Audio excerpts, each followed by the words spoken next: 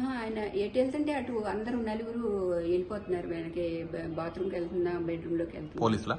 బట్టలు మార్చుకుంటున్నా కానీ వెళ్ళిపోతున్నారు.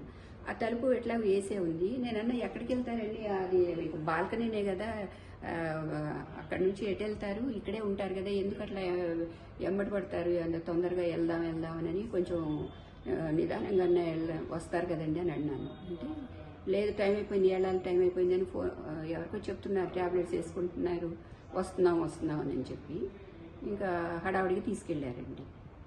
అంటే నేను రేపు 1 తారీఖు అప్పుడు ఎప్పుడు తెప్పిస్తానండి.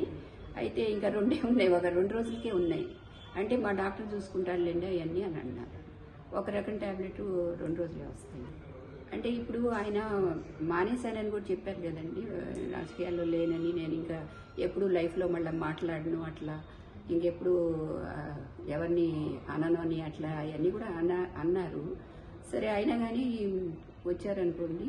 కాకపోతే అంత హడావిడిగా ముందు నోటీస్ ఇవ్వకుండా వెంటనే తీసుకెళ్ళిపోవటం అనేది, అసలు టైం కూడా ఇవ్వకుండా అండి, వెంటనే ఎక్కడికి వెళ్తే అటు వెళ్ళటం మాకేం అర్థం కాలేదు అసలు ఫస్ట్ ముందు.